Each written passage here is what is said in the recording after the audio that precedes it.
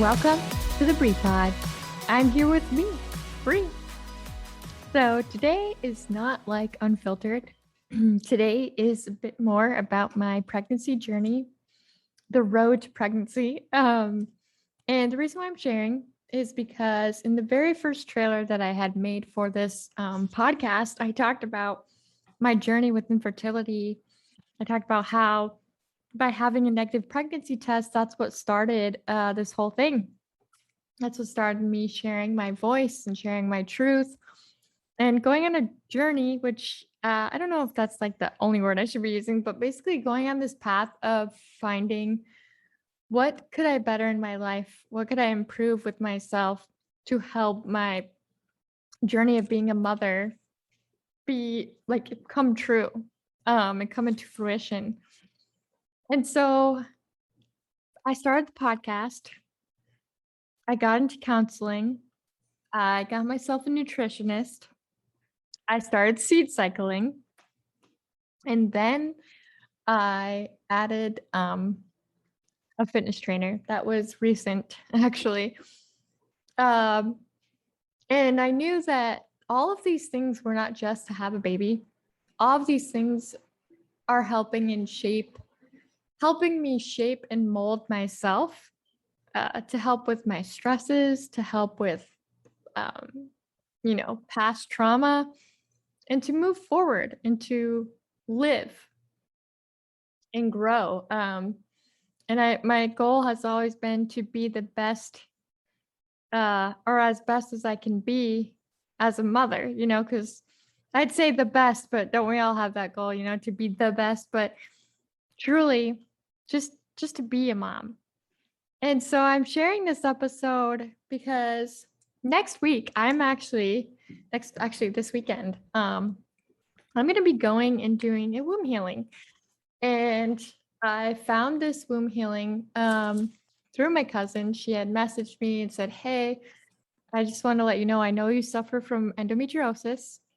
I have a woman that has done great, beautiful things for other women, including myself. And I think that you would benefit greatly if you go to her." And if you're listening, I want you to know that I'm so gracious for you in reaching out to me and sending her to me, because this weekend I am actually going to be trying it out. Now, I wanted to share a bit of where I'm at because, I started off telling you guys that I'm on this path of wanting a baby, but where am I at now?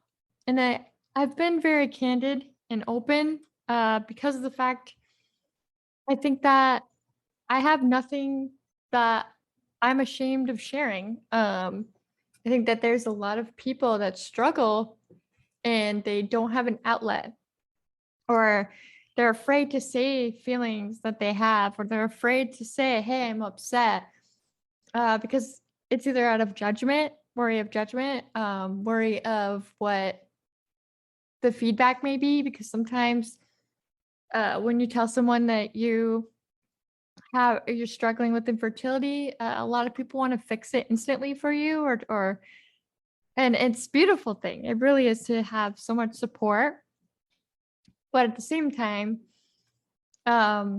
sometimes we've tried certain things that have been told to us. And so I decided to share my own story with what I'm doing. And I think it's important to know that anything that I say that I do, I am living life just like anyone else.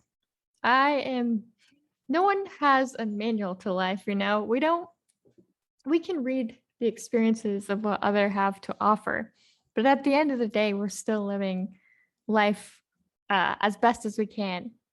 So anything that I talk about or anything that I say, please don't feel like it's like, "Oh, I'm telling you this way will work and that's it," or feel that I am taking out the way that you chose with your own life, because truly I would never ever do that. I don't want, when I talk about what I've been doing, I don't want you to feel like I'm saying, "Oh, well, by you doing this, that means I am better than you." No. I am no better than anyone else. I am just trying something that I feel with my heart is what I want to do. And when it comes to pregnancy, I want to try the natural, holistic way. Will people agree? Probably not. Will I have results? I don't know. But I'm going to share with you these things that I'm doing. I'm going to continue to bring you along my journey. And if I decide to bring in outside help, I will absolutely continue to be transparent and open about it, because for me, this is nothing to hide. This is part of being a human. And so I decided recently, well, not recently, truly when I started all of these things, such as counseling and, um, training, and not necessarily the same way that I was a couple years ago. A couple years ago, when I had a fitness trainer, I was specifically training so that I could become a bikini model. That dream is not dead. That dream actually is fully alive. And I feel personally, for me, what I would love to do is to actually do the bikini training later in life, probably after I have children. And what's beautiful about bikini shows is that the age range is amazing. Like, you can be from your 20s all the way up to your 80s, 90s, depending on how much you're able to still do, with your body, working with your body. So I decided that I want to wait on that goal, but it is not a goal that will go away. And so I brought back fitness, though, because it's like I said in the previous episode, it's a part of me feeling better with endo. It doesn't take care of endo, but it at least alleviates a little bit of pain, which any alleviation of some form of pain of that is a beautiful thing. So that's why I brought that back in. And there's the science behind the fact that if you work out or you do things that help, like walking, running, biking, so on and so forth, it really helps you kind of calm down the stresses, which is important, because when you're constantly stressed, your body reacts to that. So anyway, so I've been going toward the holistic route. And as many of you know, I had an episode talking about seed cycling, which I can give an update on seed cycling. I have to say, I have a chart of my periods. And I have a chart of when it looks like a freaking roller coaster that's like up, down, up, down, up, down, up, down, up, down. It could be a song, really. But since I have been seed cycling, and I usually put the seeds in my smoothies, I have to say the past, I want to say 4 to 5 periods, they're still a little bit off by like a day or so, but they're nothing compared to what it used to be. Like, it's actually starting to level off a bit. I mean, I feel like it's been between 28 to 30, but before it was like 32, 40. And what I'm talking about when I say this is like we have a 28-day cycle. That's the quote unquote norm.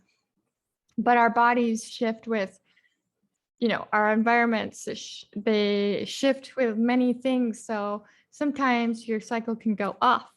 Sometimes your cycle can be like, I'm over here at 40, and then I'm over here at 22 days in the cycle. So mine was like wild like that. It was all over the place. But I will say with seed cycling, it has been between 28 days to 30 days, and that's not as big of a gap as what it was. So I have to say it's been helpful. It's amazing. And if you want to check that out, there is a seed cycling episode, and I'll link that in the profile of this one. But so we talked about how I've been doing fitness training. We talked about how I've been going to counseling. We talked about how I'm trying the holistic route of getting pregnant. So I'm not taking Clomid, but it is an option. I can go and try Clomid. It's been something that's been offered to me by many people of saying that it helps and works. But right now I'm trying to go a different route. And please, again, don't think, oh my gosh, she thinks she's so much better. No, nothing like that. Truly, if my holistic route does not work, I will try Clomid. I will try, things that I need to try. I'm not knocking IVF. I'm not knocking anything. I just know intuition wise that I've learned to trust my body, especially with endo. I've learned to trust my body. And right now in this time, my body wants me to just try the holistic route. And I think that's important to do that. Anything that you want to do with your body, anything that you want to try to help, like, for example, someone that chooses IVF, that is a decision based off their intuition of saying, hey, it's your body saying, hey, we need a bit extra help. So let's go reach out and look into IVF. Definitely listen to those thoughts. Listen to yourself. It's not to say that doctors do not know how to do their job. It's not to say that they don't have good advice. But it's so important to know that when it comes to being a patient, you do not have to take every single word they give you. Now, you might be like, girl, if a doctor tells you that, you have high blood pressure and you need to work on that, then you've got to work on that. Yes, I know that. But what I mean is a lot of times we put our whole faith and trust into one entity, like with medical in the medical world. But think about how many medical people are out there. And especially the research and the resources that each illness has. So it's so important to not think that you only solely can go one way and that's it. No questions asked. Because if your body, this is how endo was found for me. My body was saying, something's wrong. Something is really, really wrong here. We need to do something about it. So I started talking to people about it. I started going to my doctors and saying, hey, this is weird. Now, so many people, including doctors, said, you have a bad period. And I know I've repeated this. But had I just held onto that word and was like, okay, I have a bad period, even though my body's in being like, girl, I mean, I get that this could be a bad period, but it just that doesn't sit right with you. Something is off, something more. I think it's important to listen to your inner body and to say, you know what? No, that does not work for me. Because that's how today I can say full-heartedly, I have endometriosis, and I know for a fact because I was able to get a laparoscopy. They went in there and they found it. And that's what's beautiful about listening to your body. Because at the end of the day, you are your advocate. Unless you're under 18, then technically your parents or your guardians are your advocate, but you are your advocate of your body. So when you feel that tug or that pull inside and it's like, hey, this is what I want to do, you should absolutely do that. So as I continue on about this, I wanted to add this just so you know that if your tug was to IVF, if your tug was to, I mean, there's so many freaking ways out there of options to take. If it doesn't mean that you're wrong. And I think that's something we really, really have to remind ourselves. Just because one person does one way and another person does, goes another way, doesn't mean that it's wrong. A lot of times it just goes by listening to your body. So with that being said, for now, I am listening to my body and I'm sticking with a more holistic approach. I'm not saying it's going to be the end all be all, but it's something that I want to try. And like I said, if it doesn't work out, I will look into other options if my body, pulls me towards them. So this weekend, I'm going to get womb healing done. And it's basically like where they go in, like, so our bodies are a part of energy. And apparently, the sacral um, chakra, which is near, it's basically your reproductive organs, they carry a lot of your pent up energy from such as childhood trauma or trauma in general. I'm not saying that I had full blown childhood trauma, but trauma and stress can live in there. So, womb healing is where an energy healer comes in and helps you um, basically take out that negative energy. Um, and it's kind of like a Reiki process, basically. Now, if you don't believe in this, absolutely fine. No worries about that. It's not for everyone. Hence, that's why we have so many other ways to, go about it. But I decided to go down this route because one of my most beloved cousins that I've always had respect for had reached out to me about this. Now, I should say I have heard of it before, and my friend did actually do a session with me before. It's not to say it didn't work, just at the time that we were doing this, it was all experimental. So we needed to be more like consistent with it, I think, as well as understanding more. And since then, my friend has gotten so much more experience into it. But when my cousin had reached out and talked about who she's been going to for her own thing, I decided, you know what? I would love to try this out and see what happens. So next week, I'm going to actually have her on the podcast to not only share my update on how I felt after, how I feel, I don't know, whichever way, how I feel after it, but also to give insight on what it is and how it helps, and who she's helped, because she has been in the business for a while now, for about a year, I believe, and she's helped many women with her energy healing. And apparently, which is beautiful, she's had amazing results.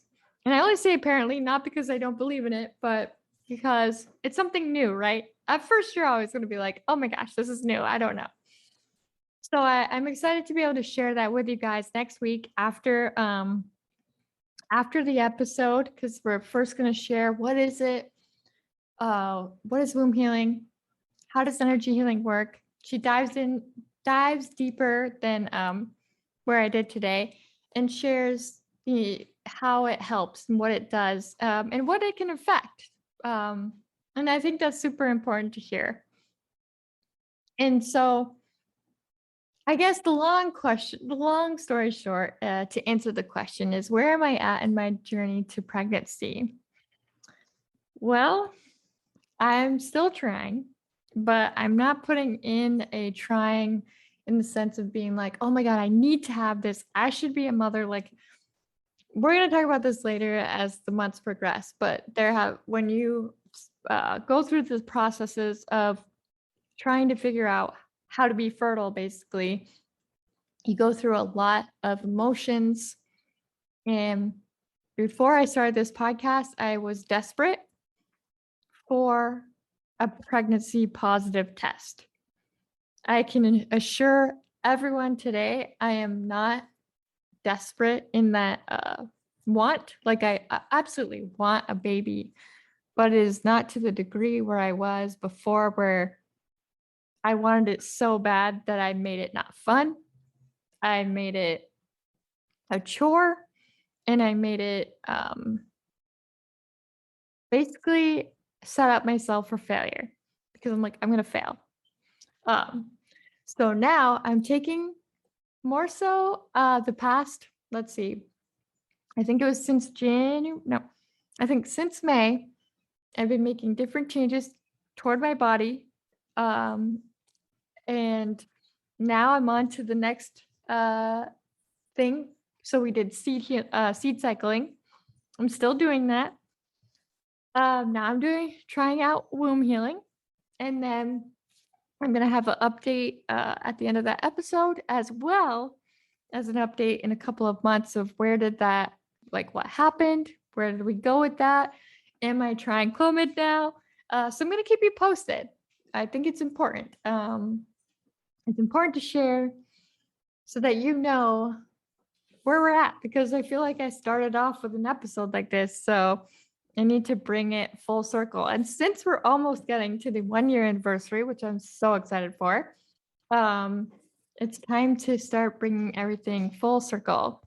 And I have so many beautiful episodes coming up. I hope you continue to stay with me, especially with my unfiltered series. I have so much to unfilter with you.